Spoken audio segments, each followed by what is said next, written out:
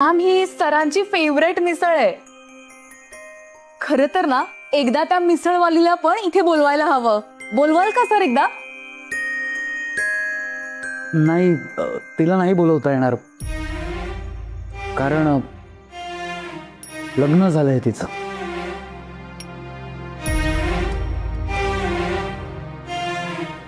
माझ्याशी।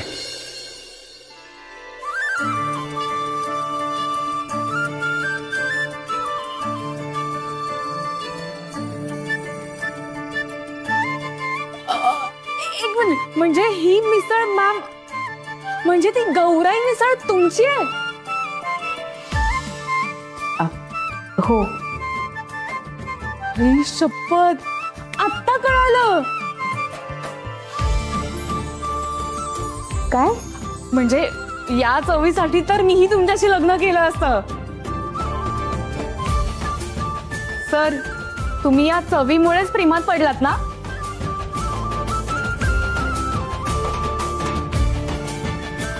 अगं किती बोलशील? नुसतं प्रश्न विचारूनच पोट भरणार आहेस? मिसळ नाही खाणार? अर्थात खाणार तर। मॅम,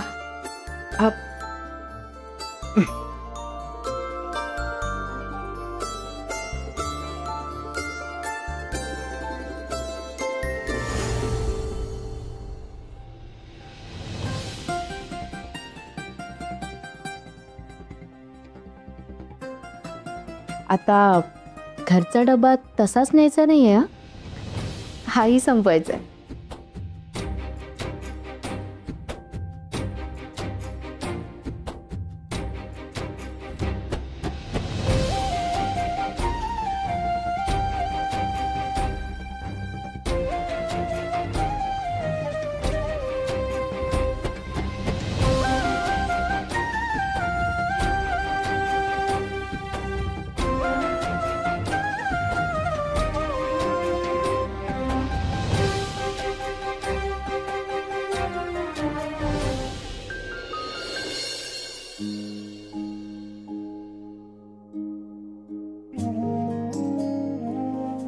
काय करत असेल राधा? काय करू? फोन करून बघू का? करतेच फोन।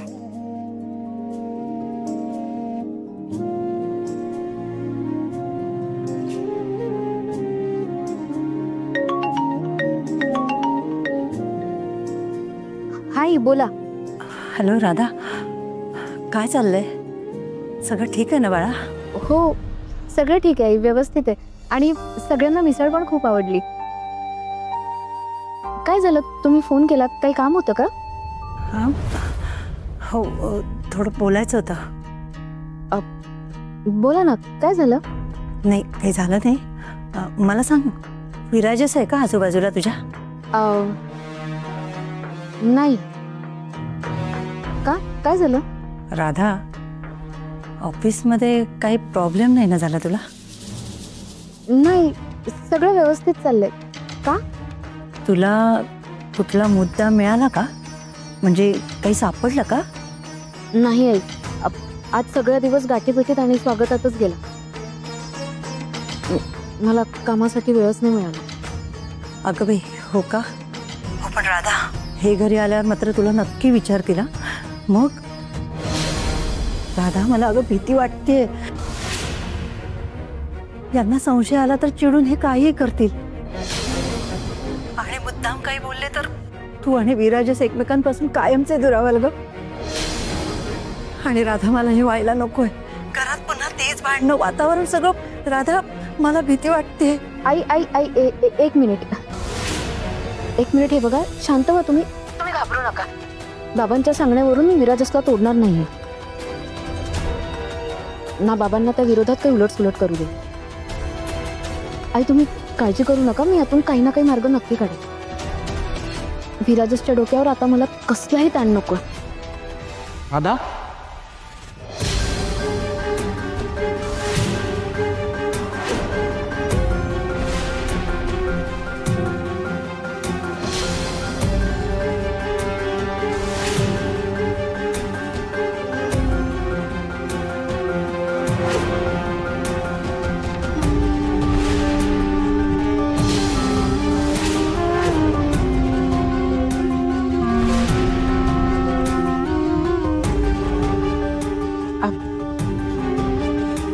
विराजस कसला ताट?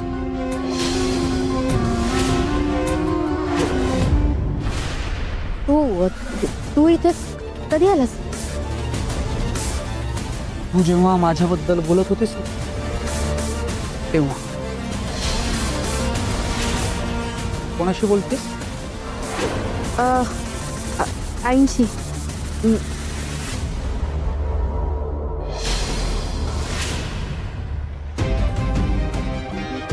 काय गाई, कसला ताण? नाही ते विराजस. माझ्या जेवणाचा का? हा तेच. तू जेवलास का बाळा? आहे. काय एवढी काळजी करतेस तू? हे बघ, मी व्यवस्थित जेवलोय आज तर, मस्त पोटभर जेवलोय. तू काळजी करू नकोस, काही होणार नाही मला, डोंट वरी. बरं बरं ठीक आहे, चालू दे तुमचं काम. हां मी ठेवते फोन. येस. आई ना एवढी काळजी करत असते की काय सांगू. बरं, आय थिंक आजसाठी एवढं काम बस झालं, निघूया आपण. हो निघूयात. Sorry sorry. धीरजस थांब. काय ग? असं नको जाऊस. म्हणजे मग कसं जाऊ? ते परत मार. सॉरी. डोकं परत मार. काय? ते एकदाच आपटलेलं अशुभ असतं ना, म्हणून. अशुभ असतं का? म्हणजे काय होणार काय? असतं म्हटलं ना. तू समोर आहे. अगं पण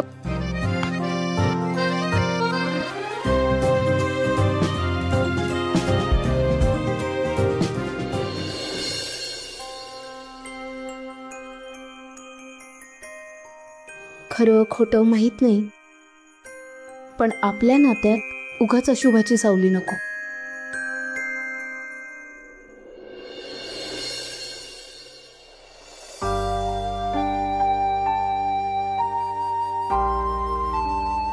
मग काय, कसा होता पहिला दिवस? बरा होता. तुझा पहिला दिवस होता का? अरे मी राधाला विचारलंय. छान होता. आई छान नाही, उत्तम होता, उत्तम. लोकांनी पुष्पगुच्छ दिले, केक कापला, येऊन येऊन लोक सारखं विश करत होती राधाला.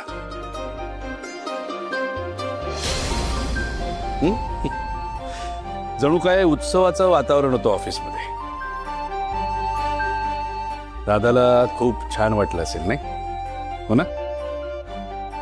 हो, म्हणजे सगळा दिवस त्यातच गेला. सगळेच सारखे मागे पुढे करत होते.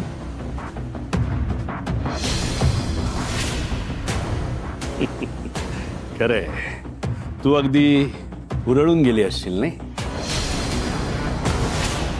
नाही होतं असं, जेव्हा सगळं नवं नवं असतं तेव्हा असं होतं. पण त्यामुळे महत्वाचं काम होत नाही, तसंच राहतं. हो बाबा, पण आता सगळ्यांनाच नाही कसं म्हणायचं ना, नाराज झाले असते. सॉरी, मी उद्यापासून काम करेन.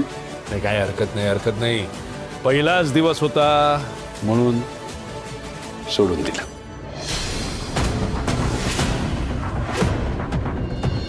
बाय द वे, ते सगळं ठीक आहे, पण तुम्हाला यायला उशीर का झाला? कामानंतर फिरायला गेला होतात की काय? लॉंग ड्राईव्ह आणि डेट? हा, मी केलं हा काम, माझा नव्हता पहिला दिवस. तू जेव. ऐक.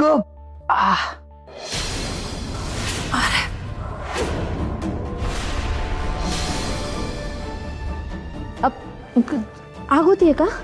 नाही नाही, ठीक आहे. नाही, तसं ठीक नसेल तर स्पष्टपणे सांग. अरे बायकोकडून अजून काही स्पेशल ट्रीटमेंट हवी असेल तर. हा,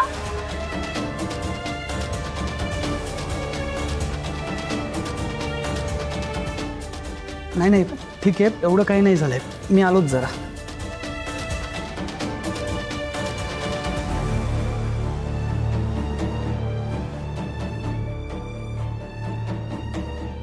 राधाला आता आणखीन वेळ घालून चालणार नाही, नाहीतर प्रेमाचे हे क्षण सुद्धा निघून जातील हातातून.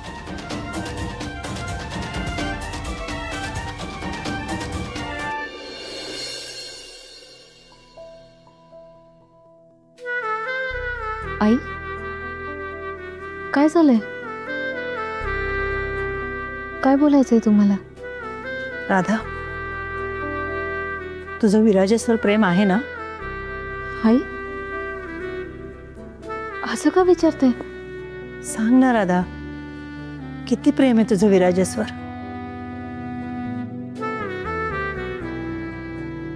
आई माझं जीवापाड प्रेम आहे त्याच्यावर. त्याचंही आहे. हो, पण तुम्ही हे सगळं काय झालंय? राधा, राधा अगं, तुम्ही दोघं खूप नशीबवान आहात. अलीकडे आपण ऐकतो ना, एवढ्या तेवढ्याशा कारणाने मुलींचे संसार कसे मोडतात. काही मुलींना तर नवऱ्याचा पाठिंबा मिळवण्यासाठी, प्रेम मिळवण्यासाठी अर्ध आयुष्य घालवावं लागतं, आणि काहींच्या आयुष्यात तर शेवटपर्यंत प्रेमच नसतं ग. पण राधा, तू भाग्यवान आहेस खरंच. राधा अगं, तुला नवऱ्याचं प्रेम मिळवण्यासाठी संघर्ष नाही करायचा आहे, पण त्याच्या आयुष्यात राहण्यासाठी, या घरात स्थान मिळवण्यासाठी तुला संघर्ष करावा लागतो. पण या सगळ्यासाठी वेळ फार कमी आहे. कदाचित माझं वय झालंय आणि या भीतीने मी पुन्हा पुन्हा तुला आठवण करून देते, पण बाळा खरंच वेळ कमी आहे. कसं असतं ना राधा, चिमणीचं तिच्या पिलांवर खूप प्रेम असलं ना, तरी त्यांचं पोट भरण्यासाठी तिला त्यांच्यापासून दूर जावंच लागतं. कारण काय माहिती, तिला त्यांना जगवायचं असतं.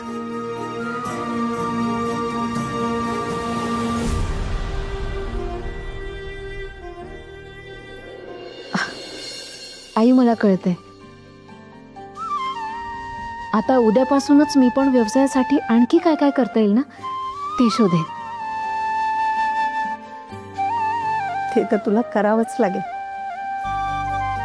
एकदा का यांनी तुला स्वीकारलं ना, की हे सगळे प्रश्नच मिटतील. आता तुला त्या दृष्टीने विचार करायचा आहे.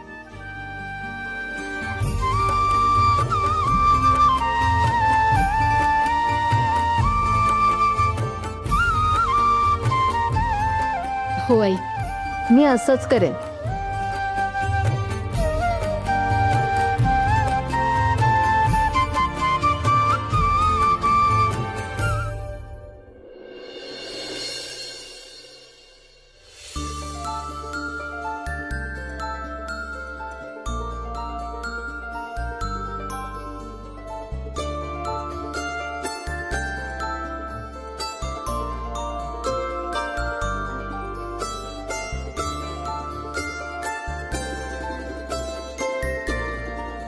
देवा, मला जे करायचंय त्यात मला यश मिळू दे.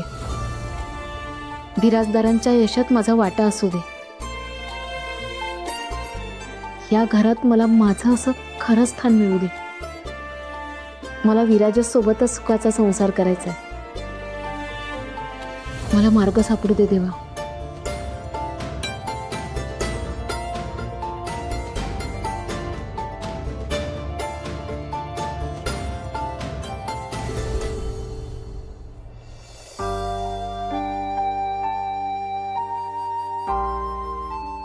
विराजस, मी काही विचारू शकते का तुला? हो विचार ना, बिंदास विचार. आपल्या कंपनीचं पूर्ण नाव काय आहे? बिराजदार मसाले. आणि किती ब्रांचेस आहेत आपल्या? हे बघ, ही आपली मेन ब्रांच आहे. अजून 2 ब्रांचेस आहेत. आणि हा बिराजदार मसाल्यांचा मसाला अख्ख्या जगभर जातो. मला सांग, आत्तापर्यंत आपल्याकडे किती मसाले आहेत आणि त्यातला बेस्ट सेलर कोणता आहे? काय काय चाललंय काय? नाही म्हणजे एवढी का माहिती हवी आहे? ही तर काहीच नाही, मला अजून भरपूर माहिती हवी आहे. ते म्हणतात ना, पाण्यात पडल्यावर पोहावं तर लागेलच ना. करेक्ट. आणि हा, तू म्हणाला होतास तुझंही कर्तव्य आहे मला समजवायचंयस तू. करेक्ट. एकच मिनिट दे, सगळं सांगतो.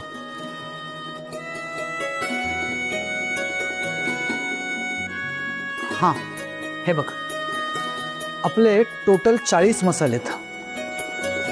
40. आणि आत्ता किती आहेत मार्केटमध्ये? मार्केटमध्ये टू बी प्रिसाइज तुला जर सांगायचं झालं तर हां, सध्या आपले 35 मसाले मार्केटमध्ये आहेत. 35. हां, म्हणजे कंपनी सुरू झाली तेव्हा 2000 सालीची. राधा, एक मिनिट. तू एकदम 2000 वगैरे बोलायला लागली तेव्हा मी शाळेत होतो, मला एवढं डिटेलमध्ये नाही सांगता येणार. तू एक काम कर, ह्या लॅपटॉपमध्ये हे फोल्डर्स आहेत, ह्याच्यात तुला हवी ती सगळी माहिती आहे. तुला काय पाहिजे ते ह्याच्यात तुला मिळेल. हे धर. ते माहिती आहे मला, पण कुठे नेमकं म्हणजे? राधा, हे बघ, तुला ज्या ज्या डिपार्टमेंटची माहिती हवी आहे त्या डिपार्टमेंटनुसार फोल्डरची नावं लिहिलेली आहेत. फोल्डरचं नाव वाच, ते फोल्डर ओपन कर, तुला सगळी माहिती मिळेल. ओके?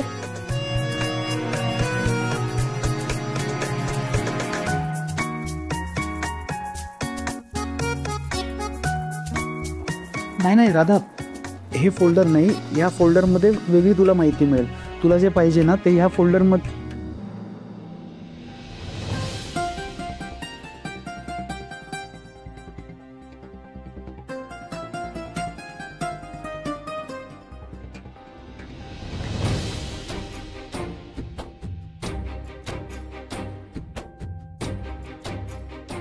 हे याच्यात नको वाचू, हे बघ, ह्या फोल्डरमध्ये तुला सापडेल.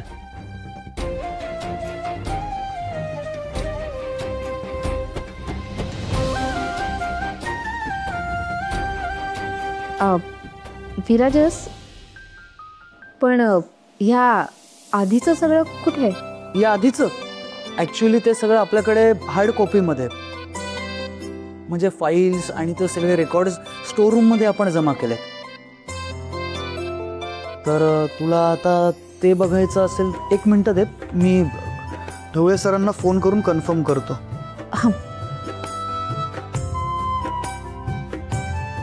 हॅलो ढवळे सर, तुम्ही प्लीज मला सांगू शकाल का आपले जे जुने रेकॉर्ड्स आहेत, ज्या फाईल्स आहेत त्या कुठे आहेत नेमक्या? स्टोर रूममध्येच ना?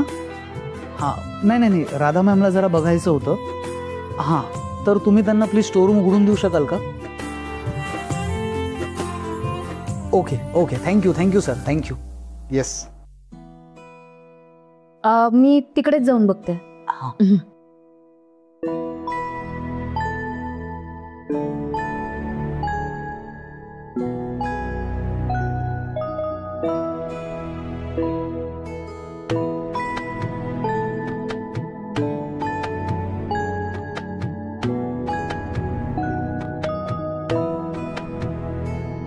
विराजस, तू कितीही टाळलास तरी तुझ्या प्रत्येक कृतीतून प्रेम हे बाहेर पडतंच. मीही नाही दूर राहू शकत तुझ्यापासून. फक्त तुझं प्रेम मिळवायला मला स्वतःला सिद्ध करावं लागेल, आणि मी स्वतःला नक्की सिद्ध करेन विराजस.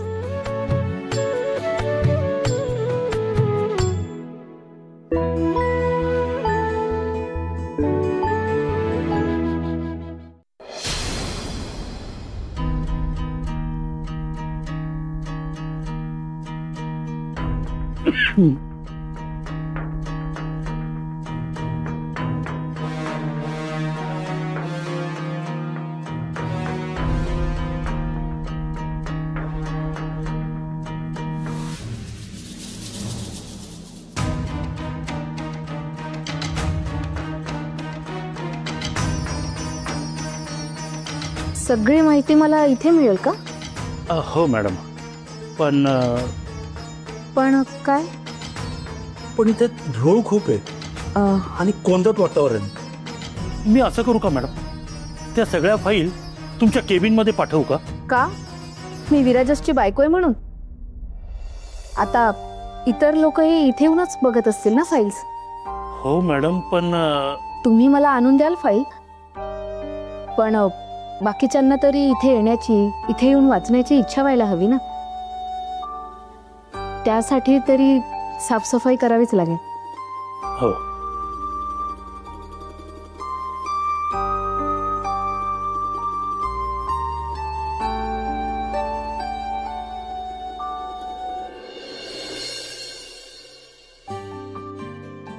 मॅडम मॅडम तुम्ही नका. का? अहो तुम्ही कुठे, मी घेतो ना साफ करून सगळं. अहो हे ऑफिस काय परक आहे का मला? तसं नाही मॅडम, पण अहो हे ऑफिस सुद्धा मला घरासारखंच आहे ना. मग झाडण्यात कसला नाही कमीपणा. तुम्ही एक काम करा, तुम्ही जा, मी आवरते हे सगळं.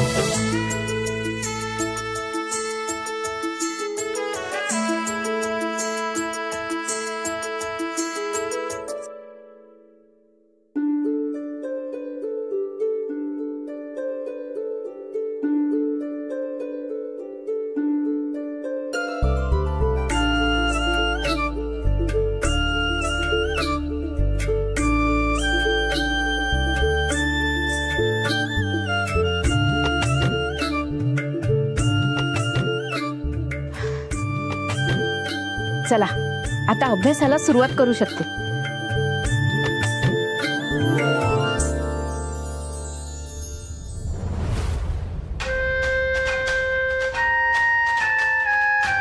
चला बघूया आपल्या राधा मॅडम काय करतायत ते.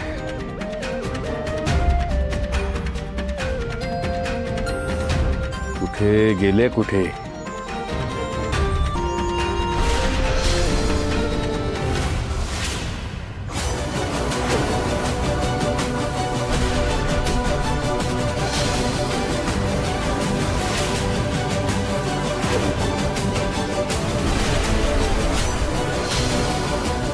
रूम मध्ये काय करते?